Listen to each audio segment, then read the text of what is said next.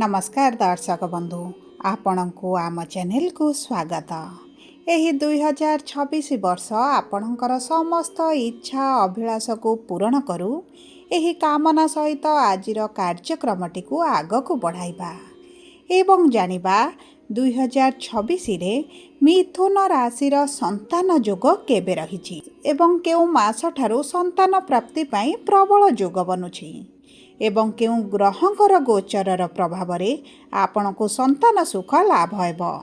देखंतु दर्शक बंधु आपणकर अनुरोध क्रमे एही भिडियोटी को प्रस्तुत करिछु एवं जेउ मिथुन राशि व्यक्ति माने जानिबा को चाहुथिले एही वर्ष तांको संतान प्राप्ति हेबो कि नाही एही भिडियोटी सेमानक पई खास करी प्रस्तुत करिछु। ता सहित आपणकर संतान प्राप्ति को नहीं जहाँ भी प्रश्न बा द्वंद्व रही आपण को यही वीडियो रे समस्त प्रश्नर उत्तर मिल जिवो। सेथिपाई आपण धैर्यर सहित यही वीडियोटी को शेष पर्यंत देखंतु एवं विश्वास रखंतु आपण को संतान प्राप्ति निश्चित भाव होई जिवो। देखंतु आपणकर चिंता करिवार कौनसी भी आवश्यकता नहीं।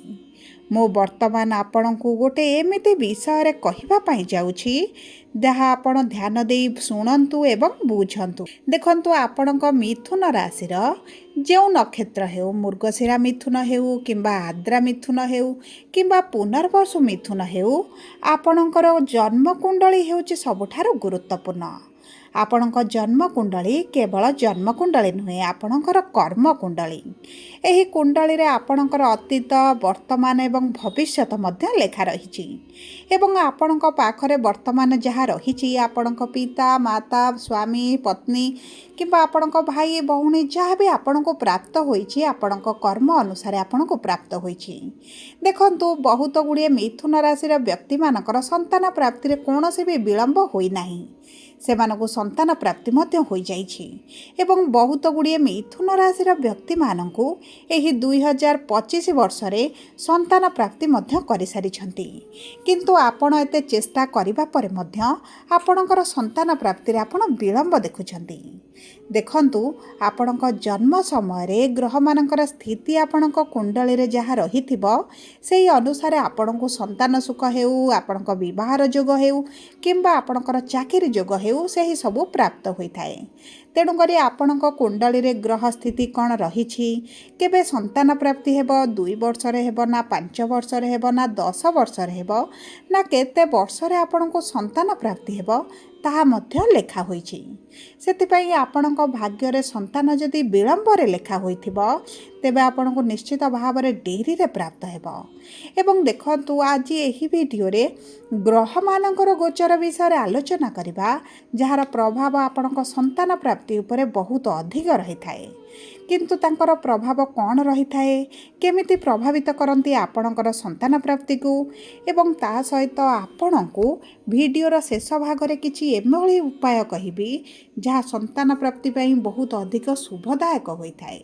आपण निश्चित भाव रे करंतु एवं 2026 रे निश्चित भाव रे आपणको संतान प्राप्ति होई जिवो।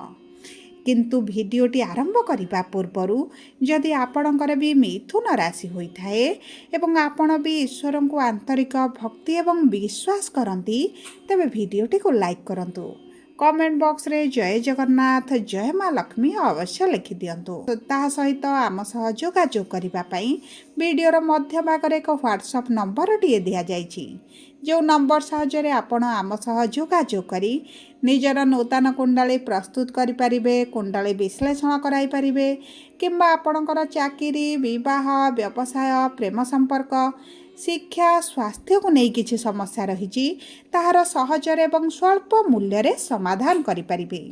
सेतिपई आपण आम सह वीडियोर शेष पर्यंत जोड़ी होई रुहंतु एवं व्हाट्सएप नंबर माध्यम रे आम सह जोगाजोग करी निजर समस्यार समाधान करंतु।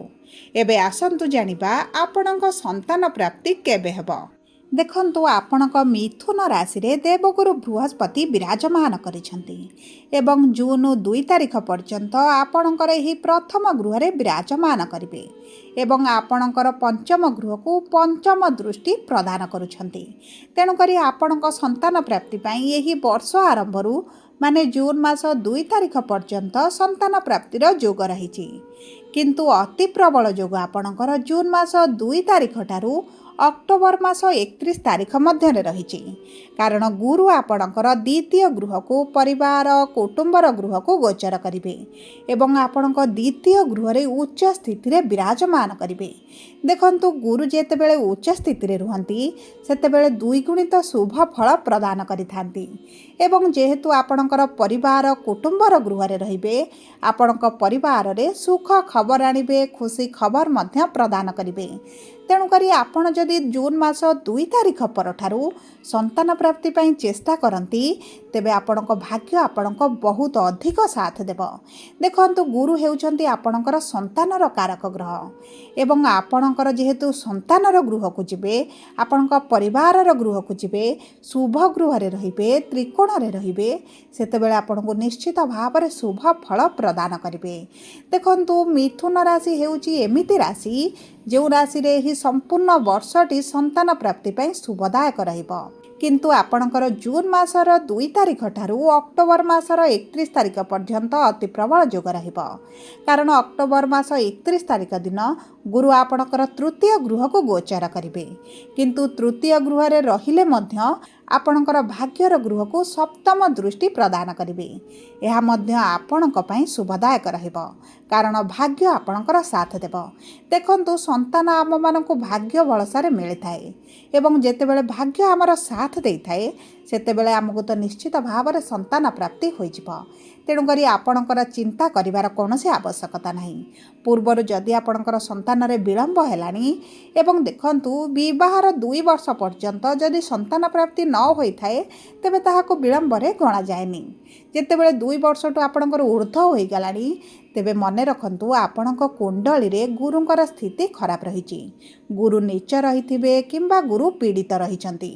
ତାହା ସହିତ ସନ୍ତାନର ଗୃହ ପଞ୍ଚମ ଗୃହ ଯେତେବେଳେ ପୀଡ଼ିତ ଥାଏ, କମଜୋର ଥାଏ କିମ୍ବା ପାପୀ ଗ୍ରହ ଶନି, କେତୁ, ରାହୁ ଆପଣଙ୍କର ପଞ୍ଚମ ଗୃହରେ ବିରାଜମାନ ହୋଇଯାନ୍ତି, ସେତେବେଳେ ସନ୍ତାନ ପ୍ରାପ୍ତିରେ ବହୁତ ଅଧିକ ବାଧା ବିଘ୍ନ ସୃଷ୍ଟି କରିଥାନ୍ତି। ତେଣୁକରି କୁଣ୍ଡଳୀକୁ ଗୋଟେ ଥର ବିଶ୍ଳେଷଣ କରାଇବା ଅତି ଜରୁରୀ ହୋଇଥାଏ। ଆପଣଙ୍କ କୁଣ୍ଡଳୀ ବିଶ୍ଳେଷଣ ପରେ ଆପଣଙ୍କର କ'ଣ ରହିଛି ସମସ୍ୟା, କେଉଁ ଗ୍ରହଙ୍କୁ ସନ୍ତୁଷ୍ଟ କରିବା ଦରକାର କିମ୍ବା ଆପଣଙ୍କର ପଞ୍ଚମ ଗୃହକୁ ଉଚ୍ଚ କରିବା ଦରକାର କିମ୍ବା ପଞ୍ଚମ ଗୃହର ଅଧିପତିଙ୍କର ଖରାପ ସ୍ଥିତି ପାଇଁ ଆପଣଙ୍କର ସନ୍ତାନ ହେଉନାହିଁ, ସେହିସବୁ ବିଶ୍ଳେଷଣ କରି ସଠିକ୍ ଉପାୟକୁ ଯଦି ଆପଣ ପ୍ରତିଦିନ କରନ୍ତି ତେବେ ନିଶ୍ଚିତ ଭାବରେ ସନ୍ତାନ ପ୍ରାପ୍ତି ହୋଇଯିବ। ତେବେ ଦେଖନ୍ତୁ, 2026ରେ ସମସ୍ତ ମିଥୁନ ରାଶିର ବ୍ୟକ୍ତିମାନଙ୍କର ସନ୍ତାନ ପ୍ରାପ୍ତି ପାଇଁ ସହଜ ଉପାୟ ହେଉଛି ଆପଣ ପ୍ରତିଦିନ ଗୁରୁଙ୍କର ବୀଜ ମନ୍ତ୍ର ପ୍ରାତଃ ସମୟରେ 108 ଥର ପାଠ କରନ୍ତୁ। ତା ସହିତ ସନ୍ତାନ ଗୋପାଳର ସ୍ରୋତ ପାଠ କରନ୍ତୁ ଏବଂ ଯଦି ଆପଣଙ୍କ କୁଣ୍ଡଳୀରେ ଗୁରୁ ନୀଚ ଅଛନ୍ତି, ଗୁରୁ ପୀଡ଼ିତ ଅଛନ୍ତି କୌଣସି ପାପୀ ଗ୍ରହଙ୍କ ଦ୍ୱାରା, ତେବେ ଗୁରୁବାରର ବ୍ରତ ରଖନ୍ତୁ କିମ୍ବା ଗୁରୁବାର ଦିନ ହଳଦୀ ରଙ୍ଗର ଜିନିଷ କିଛି ଦାନ କରିଦିଅନ୍ତୁ। ତା ସହିତ ମନେ ରଖନ୍ତୁ, ଗୋ ସେବା ହେଉଛି ସବୁଠାରୁ ମହତ୍ତ୍ୱପୂର୍ଣ୍ଣ। ସନ୍ତାନ ପ୍ରାପ୍ତିରେ ରାମବାଣ ସଦୃଶ କାର୍ଯ୍ୟ କରିଥାଏ। ତେଣୁକରି ବୁଧବାର ଦିନ ଯଦି ଆପଣ ଗୋ ସେବା କରିପାରିବେ ତେବେ ଆପଣଙ୍କ ପାଇଁ ଶୁଭଦାୟକ ରହିବ। ସବୁ ପରେ ଯଦି ଆପଣଙ୍କର ମିଥୁନ ରାଶି ହୋଇଥାଏ ତେବେ ଭିଡ଼ିଓଟି କିଭଳି ଲାଗିଲା କମେଣ୍ଟ ବକ୍ସରେ ଲେଖି ଜଣାନ୍ତୁ। ଯଦି ଆପଣଙ୍କ ପ୍ରିୟଜନଙ୍କର ମିଥୁନ ରାଶି ହୋଇଥାଏ ଭିଡ଼ିଓଟି ତାଙ୍କ ସହ ସେୟାର କରନ୍ତୁ। ଯଦି ପ୍ରଥମ ଥର ଆମ ଚ୍ୟାନେଲକୁ ଆସିଛନ୍ତି ଚ୍ୟାନେଲଟିକୁ ସବସ୍କ୍ରାଇବ୍ କରନ୍ତୁ।